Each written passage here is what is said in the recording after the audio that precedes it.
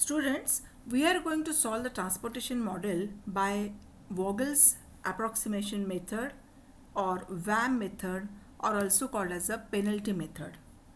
This was introduced by Reinfeldt and Vogel in 1958. And why the penalty method is given the name? It is because we are calculating the penalty for not assigning the number of units to the minimum cost cell. This method, it proves to be giving the minimum results for the transportation model. The steps for solving this VAM method are: we have to determine a penalty cost for each row and column by subtracting the lowest unit cell cost in the row from the next lowest unit cost cell from the same row. So you have to identify the row and the column with the greatest penalty cost.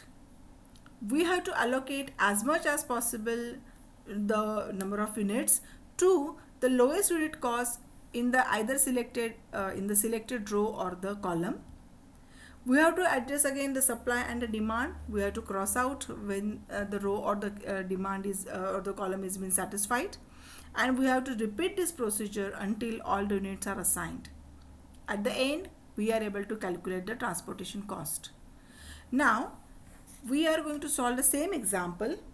These steps will be more clear when we solve the example. So now let us start with this. Now the example is given over here. Now, you will see that there are in each column.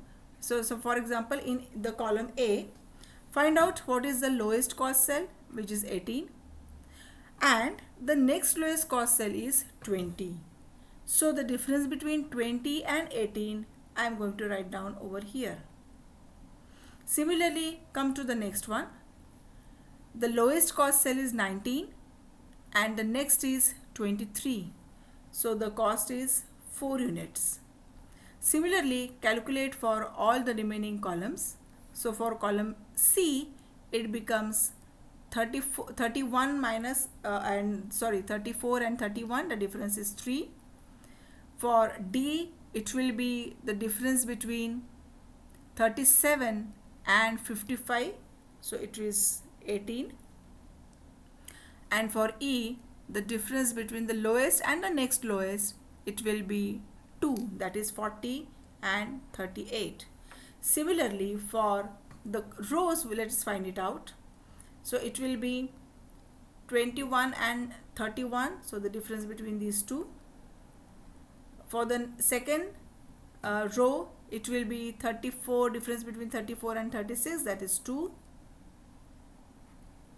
Third row, the difference between 20 and 28, it will be 8.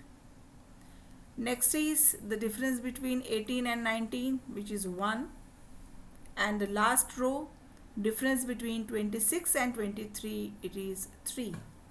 So we have calculated the difference between lowest and the next lowest from each column and the row. The maximum of this is 18. So this is the column which is to be selected. In this column D, find out the minimum cost cell, which is 37. So you can assign as much minimum as possible to this, which is equal to 90. Okay, so 60 are remaining from this and 90, this has been fulfilled. So I am removing this column. Now, one method to proceed ahead is we can remove this column and again rewrite the same matrix, and we have to recalculate the differences. Now when the column, but I am not going to do that, I am going to keep it as it is. Only thing we have to remember that this column is been removed. Now keeping the other members, other cost cells as it is, now again calculate the difference between the minimum cost cell and the next minimum cost cell. Because now here the column is removed, there will not be any difference, there will not be any change in this 2, 4, 3 and 2. Okay, because the column is removed, but there may be a change in the calculation of the difference between the minimum and the next minimum from the rows. So I will be again calculating with a different color. So here it will be 21 and difference between 21 and 31, again it will be 10. Then next is 34 and 36, the difference is 2. 20 and 28, difference is 8. Then here also again it is remaining as it is 1, and then lastly it is again 3, so it is remaining as it is. Now the next is 10. Okay, so next the highest of this remaining is 10, so this row will be selected, and then to the minimum cost cell in that row I am going to assign the number of units, so which is the minimum of 110 and 120. So it is 110, so I will be assigning over here. Now this column is fulfilled and 10 number of units are remaining. Now here I am removing this column. Okay, so for these differences there is no change, but let us see if there are any changes in this particular the differences. So I will just removing those. Okay, and then again I will use another color. Okay, so now let's find out the difference. So it is difference between 31 and 34, so it is 3. Next becomes difference is again 2. The next difference is 28 and 38, so that will be 10. For row 4, the difference is between 41 and 19, so that will be 22. And lastly it is the difference between 23 and 31, so it is again 8. So the maximum is 22, so this is the row which is to be selected, and then I am going to assign for minimum cost cell, which is 19. So out of 100 and 160, so the minimum is 100, I will be assigning over here. So 60 are remaining, and here this row is been fulfilled, which I am going to remove it. Okay, so now again repeat the same procedure. I am going to remove this now.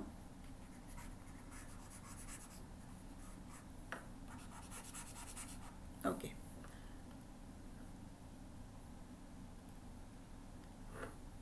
so now the next, again let us calculate the difference between the minimum and the cost cells.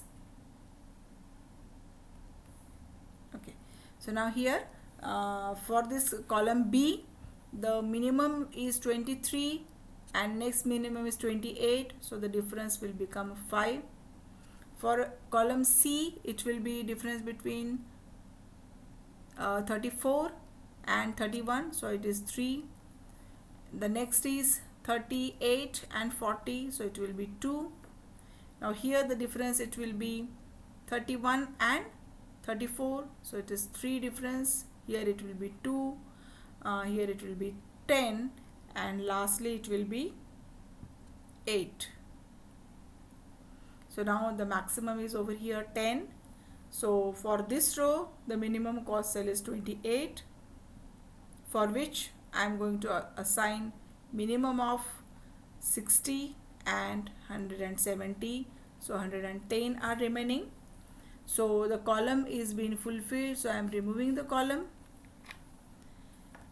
Now again let us calculate what is the remaining for the penalties for the remaining cells. Okay, I will remove over here because these are already been fulfilled. So now again let us move ahead, repeat the same procedure. Now the difference between the rows, we will just do it for the row 1. Now there are only 2 cost cells are there, 34 and 43. So so the difference is 9 over here. Here it is 2, 1, and here it will be 13. So for the columns, if you calculate, it will be 34 and 31 and 34 again, so it will be 3. 1 minute. So the difference will be over here, it will be 3, and over here the difference will be again 3. So again the maximum is 19. So to this particular cost cell, which is the minimum one, I am going to assign 180 units. So here it is satisfied, but the supply remaining is 20 number of units. So I am removing this column, and now only one column is remaining, that is E column. Now the difference between so again I will remove it.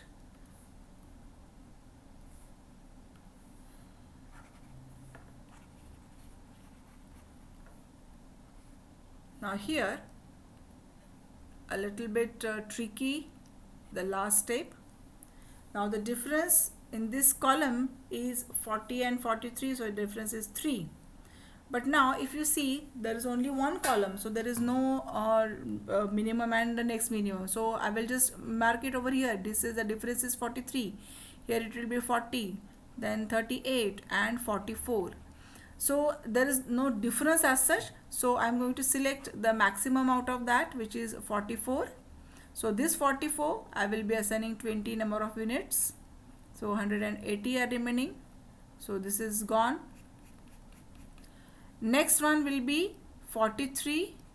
So for which I am going to assign 10 number of units which are remaining. So here it will be again, this is gone. So 170 are remaining. I will write down a little bit over here. Then lastly it will be the next is a 40. So I will be assigning 60 number of units and the remaining 110 over here.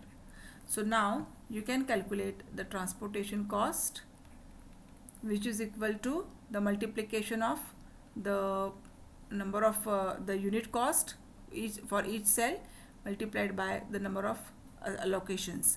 So likewise you can find out the transportation cost.